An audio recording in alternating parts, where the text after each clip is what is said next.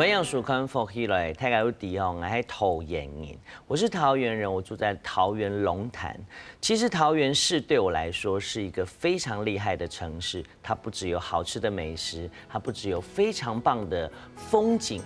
人文还有很棒的族群融合的部分，都在这个城市发生。今天呢，我们要用音乐来更了解桃园。我们先来看一段精彩的 VCR。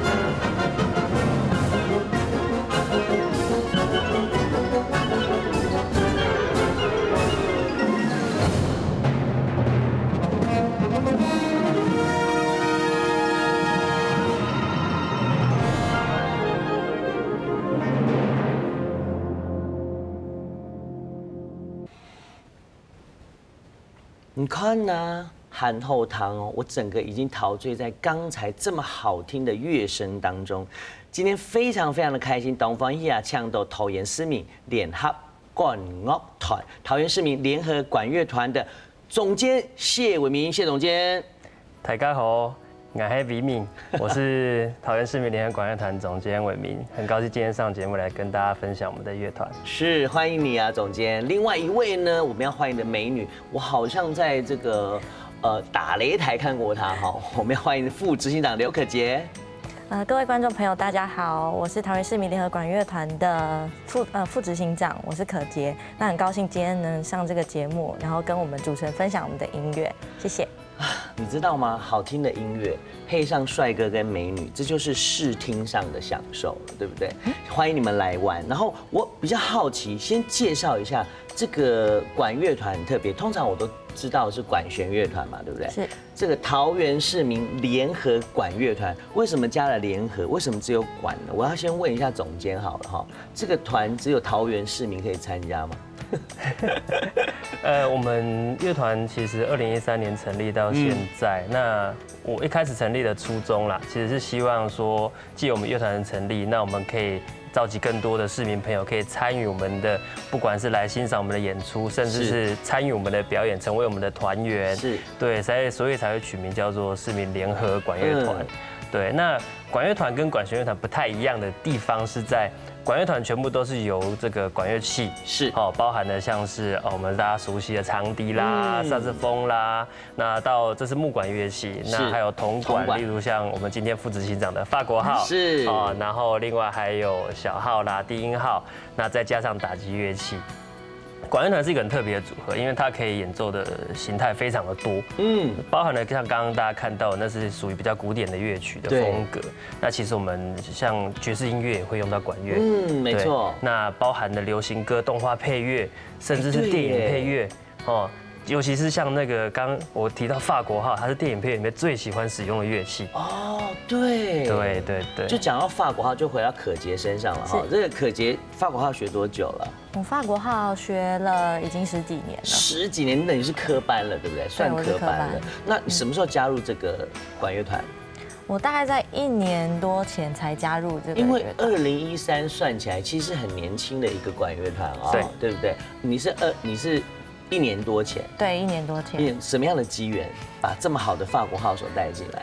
其实刚好有一次，就是乐团办了一个活动，就是有邀请到加拿大铜管五重奏的一个小号的老师来，然后那时候我就是参加了这个大师班，是对，然后就是刚好有这个因缘机会认识我们的总监这样子。哦，我想该不会就是因为你知道，就是看到美女，然后就是就想说，哎呀，我们来留个电话，留个赖之类的。我不晓得，我乱猜。没有，重点是，我觉得这么好的乐手能够网罗到桃园市民联合管乐团，就像这个刚才总监说的。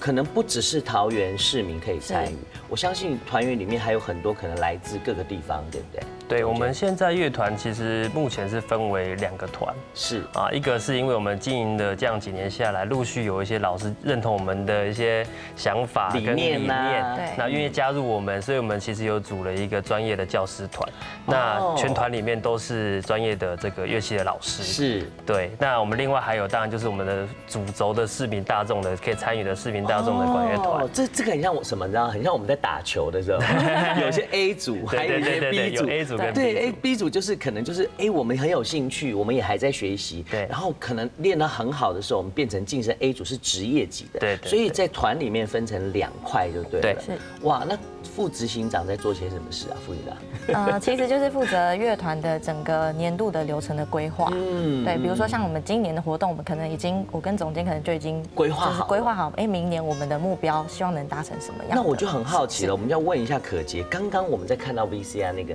很好听的乐曲，介绍一下。刚刚那一首乐曲呢，就是《小鬼狐之恋》，是那刚好是由就是前一阵子刚好已故的日本的管乐大师，就是真岛俊夫老师，他所谱写的一首乐曲这样子。那这个演出大概什么时间？在什么时间？这个我们其实很近呢，我们8月14才刚演出完。哇，很近呢！我相信观众朋友应该有看到，有去现场看的话，对这场应该很有印象，对不对？在哪里的演出？那场？在桃园市的妇女馆，是它等于是一个很大型的演出，哎，对，是，对不对？因为编制很大，对啊，刚看影片编制就很大，对，现在在看感觉怎么样，总监？现在在看，虽然短短的1个月而已，其实就会觉得说，我们又完成了一项表演，而且这一次的表演其实很特别。我们除了像刚刚大家听到的曲目以外，我们特别委托了我们国内非常有名的一个音乐家，叫做李哲毅老师。我们请他帮我们谱曲。李哲毅老师是得过金曲奖，对，金曲奖的最佳作曲人。奖好厉害。对，我们请到他帮我们的乐团量身设计，然后用桃园的元素写了一首新的曲子，叫《桃园印象》。对，那乐曲里面包含了我们的客家元素的一些歌谣啦，然后另外桃园，我们客家是属于在南桃园嘛？对，南桃园。那北桃园其实是我们的闽南的族群。那还有桃园，其实我们一开始的原住民是在我们复兴区的泰雅族。对，那另外还有我们的，其实桃园是一个眷村最多的地方。对耶。那最具代表性的，像以前我同学有云南人。对，我们这次就是结合云南的曲目，因为我们以前同学他们在讲一些云南话的时候，好厉害哦，这感觉很像在看《笑傲江湖》秒江那种感觉。而且桃园更厉害的是，现在很多新住民在这里面，对，没错，所以你们也都融合了。对，我们把我们的曲子里面把这些所有文化素材的音乐元素都结合在曲子里面来做呈现。那副议长，那可杰来说，就是乐手，你不是客家人嘛，对不对？对。你是客家人，我是客家人。对，那对可杰来说，就是你要接触这个客家音乐的时候，对你来讲有没有特别不一样的地方？对你来说，因为我本身是学古典出身的，那就是开始就是踏上就是音乐的另外一个旅程，就是面临出社会之后，那遇到很多不同的音乐元素的冲击，那我觉得就是比如说像客家音乐也好，或者是一些就是比如说外来音乐的文化，或者是一些原住民的音乐，等于就是跨界了，然后很多不同的音乐冲击的时候，其实你在这个过程中，你做了我们自己本身也做了一些调整跟适应，然后等于是学习，等于是一种学习，然后把你自己本来学到的东西，然后变成一个新的，没错，然后加在这个市民联合管乐团里面，是，我觉得让这个管乐团能够更丰富，而且更贴近民众，没错，对不对？谢谢。哇，这就是我们了解到的，我们第一个阶段就先了解到联合管乐团为我们做了哪些事情，带回来还有对他们更多管乐团介绍，还有哪些活动呢？不要走开，待会见。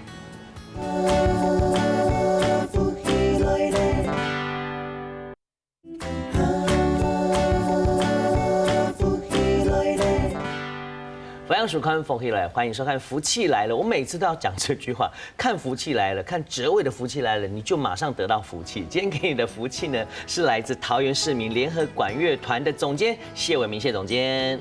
哲伟哥好，大家好。还另外一位就是我们的副执行长刘可杰。主持人好，各位观众朋友大家好，我是可杰。是帅哥美女的组合，我们就聊得很开心。不过我们刚刚聊到就是在过去大家对这个桃园市民联合管乐团的认识嘛，对不对？但我也想要更认识你们。总监算是创团的团员之一。我是负责人哦，负责人。哎呦，果然请到负责人就不一样了。我倒很好奇，你本身是学音乐吗？我知道可杰是学音乐嘛，对不对？是。我本身其实我从小都不是音乐班长大的。真的假的？可是你有音乐人的气质。你一开始是学什么？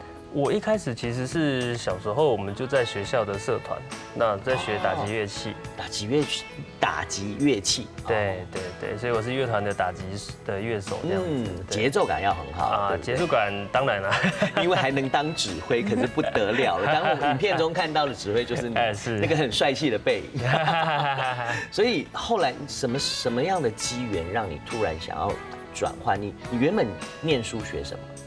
我其实后来我一直都是念一般的学校，然后普通高中，然后后来考上了原治大学，我是读财经。好，你现在讲财经，我觉得梳这个油头也 OK， 感觉我去航员哦，不好意思帮我。财经要转换到音乐，这个是一个很特别的过程哎。你毕业之后才决定的吗？还是其实是我在大学阶段的时候，我还是不断的有在参与学校的这个管乐的社团。对，那后来其实渐渐发现，其实那个整天看那个报表，好像不是我的兴趣啦。我还是比较喜欢做音乐。对，所以后来才毅然决然的决定我要转学，所以我是转学考进去音乐系的。好厉害哦！那你音乐系念的是理论作曲？哇，那不得了了，这个团根本就是你一定要创的。所以后来就学理论作曲。对，那可杰就不用说，我们刚刚在上个阶段就聊到一开始你就学音乐。对，你本来是主修什么？我本来主修钢琴。对，然后因为那时候进音乐班之后，我们一定要选一个主修跟一个副修。对，那时候我的副修就是我的法国号。哇，后来副修变成主要，那就更厉害了。而且我发现女生吹法国号的好像不多哎。还是我自己没有碰到。可能以前的男生学法国号比较多，后来渐渐的到就是近几年来，几乎学法国号都是女生，对不对？而且我觉得法国号我拿过，好像不轻哦。对，有一点瘦弱身材。今天你也带法国号来，对不对？来，我们来跟大家介绍一下，这是你的法国号。对，这是我的法国号。通常我们知道法国号它有一点它的喇叭那个孔。它是朝右后方，对，朝右后方。对，因为很多人都以为是往上，对，其实是不对的，是朝右后方。那其实所有的管乐器都一样，都是要靠嘴的震动嘛，对不对？那你当初为什么会特别挑法国号当副修？我很好奇，因为很多人可能会因为管乐嘛，我可能可以选长笛、直笛或者是之类的，你知道，或就是选一个法国号，我觉得很特别。其实小时候还不是很确定说自己到底适不适合、喜不喜欢这个乐器。那当然刚开始我也怀抱也有长笛的梦想，对，因为觉得吹的时候很优雅这样子，留个长发很飘逸。对，然后因为那个时候就是我们是因为要考试，是对，那时候老师们就会挑选，就是你的口腔或者你的嘴型，真的假的？会跟牙齿也有关系哦，跟个性也有关系。对，我觉得跟个性，所以你是比较对，当时候的老师他就觉得我的就是适合对，他觉得口型。我是第一次听到原来跟口型有关系。法国号需要很灵巧的，就是这个人的个性要很灵巧。哦，个性很灵巧，是不是？对，而且反应也要很快，因为这个乐器操作性其实我觉得它蛮复杂的，对不对？来，我们来一段吧。好。所以因为口型，然后选法国号，我第一次听到，我觉得还蛮妙的。来，你要准备帮我们示范什么曲子？简单的吗？听了就知道。哦，好。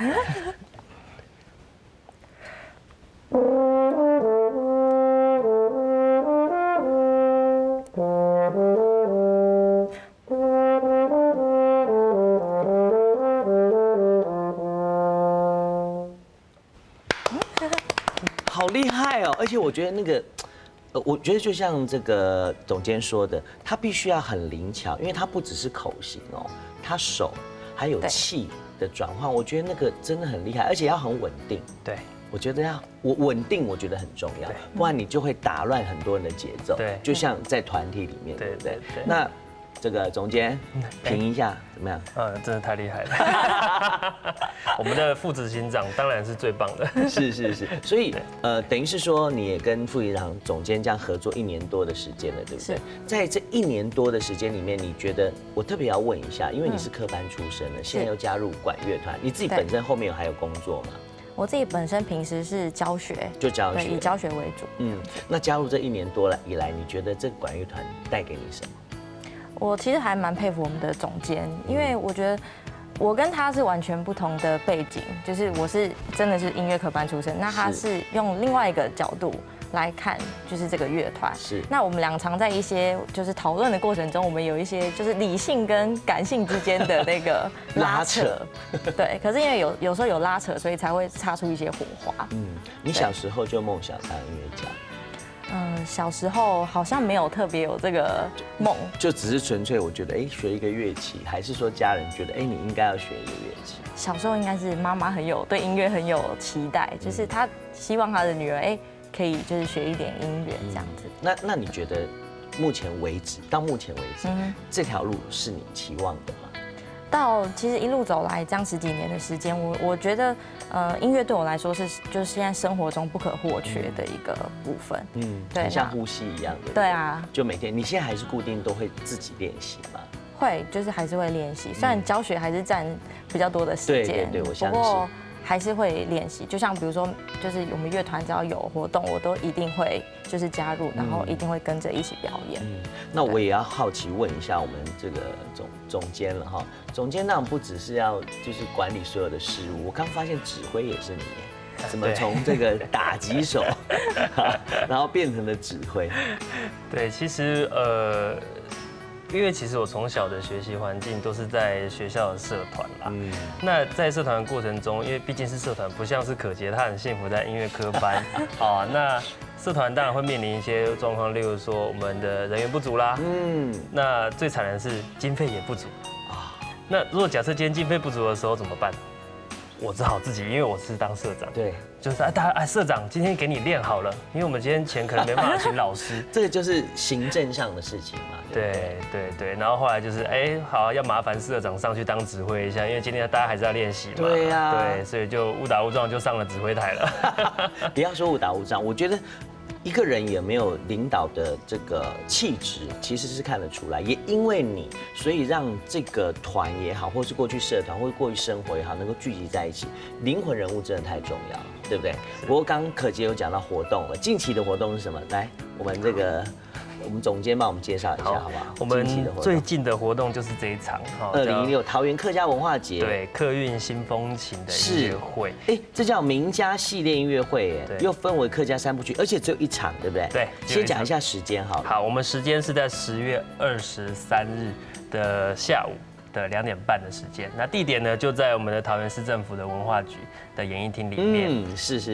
然后这一场哦很特别，是免费锁票入场。是，对，所以锁票的时间就是这一阵子都可以去锁票。对，已经开放了。已经开放锁票了哈，这个地点在这里，到桃园市政府的客家事务局、桃园市政府文化局，还有桃园展演中心、中立术馆，还有林正贤议员的服务处，这些地方都可以，甚至洽询一下这个桃园市民联合管乐团都可以。你们有粉丝专业吗？有。好，就是打桃园市民联合管乐团，对不对？对。那这一场很特别的地方。所谓的3部曲就是原乡渡海新天地，让大家更深入的了解桃园市。是不是？所以这次的阵容很坚强哦。对，我们叫做名家系列音乐会。那最主要当然是我们请了很多的名家来跟我们一起演出哦。所以我们这次请到第一位是我们的这个许双亮老师。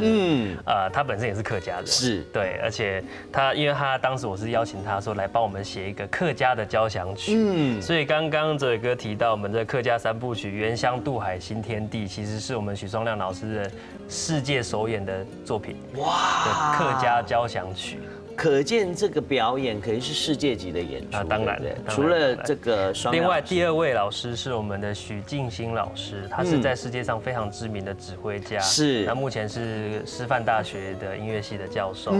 对，我们请他来帮我们指挥。哎呦。那你怎么办？我是下半场啊。对，那还有呢？我看到一个很熟悉的声音，为什么他都一直离不开我的视线？这是我们的金曲歌王黄子轩，对不对？对。哇，今年金曲奖最佳客语专辑的得主。是，我们这次也邀请到子轩跟我们来合作，所以很特别的是，大家可以看到我们上半场，又有交响曲，是，又有师大的教授来帮我们指挥，又有客家的流行歌曲。但是呢。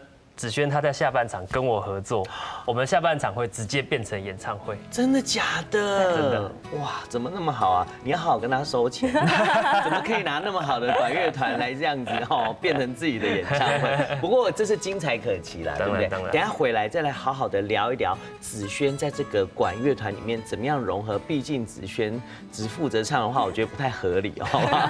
不要走开，待会回来。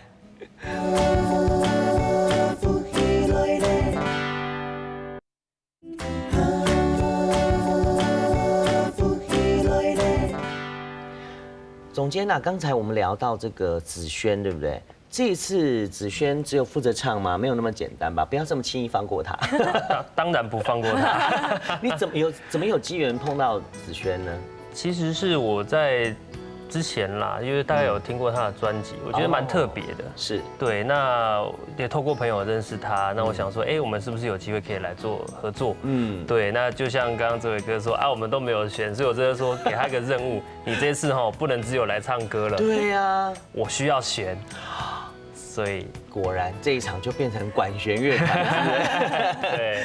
他这次要弹吉他。弹吉他。哇，那很期待你们的合作。你有要唱歌吗？没有，我指挥。指挥。那个我们的副营长呢，碰过子轩了吗？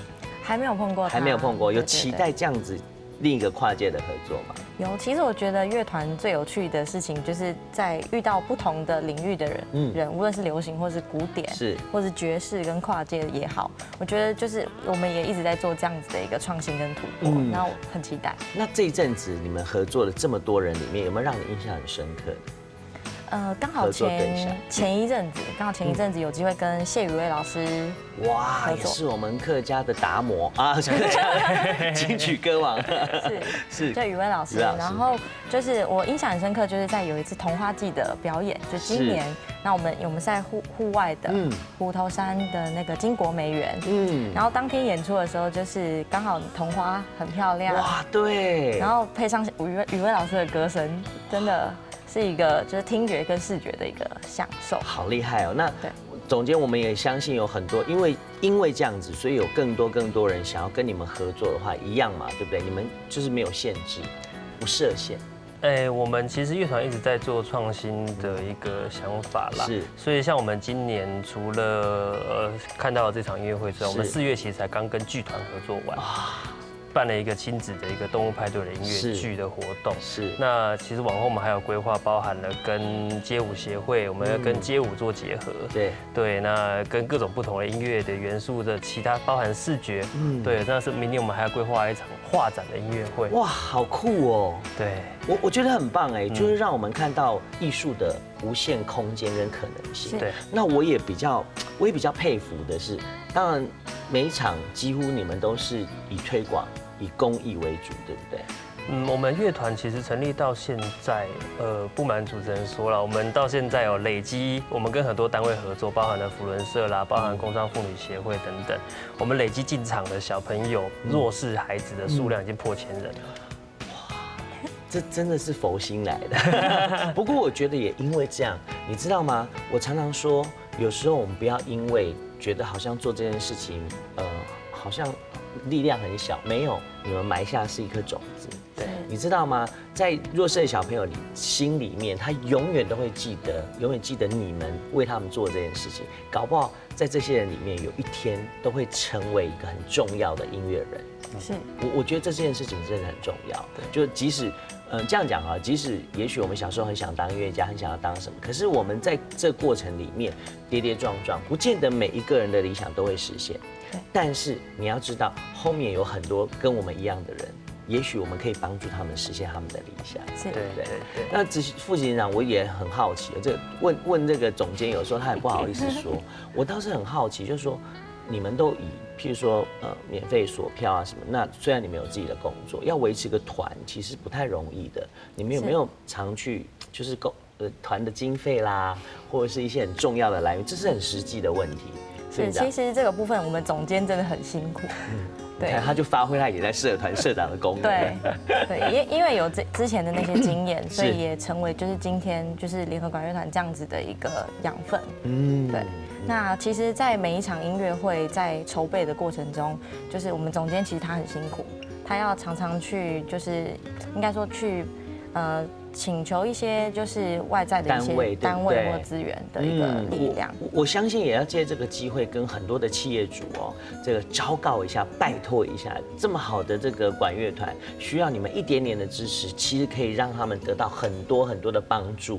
不只是帮助他们，我觉得他们在推广的当下，也帮助了很多喜欢音乐的人，因为我们很希望这样子的音乐跟民众不是有距离的。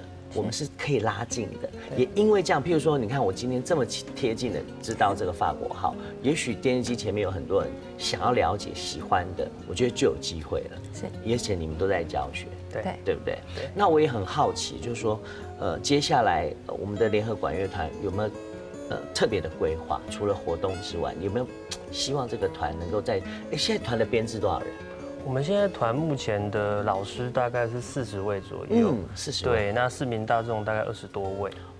对，其实算不小对，我们规模算不小的一个团的。我的意思说，在管理啊，那特别你希望，总监，你希望你的团能够其实因为我们现在已经快要进入今年度的尾声了，那我们开始在规划明年的活动。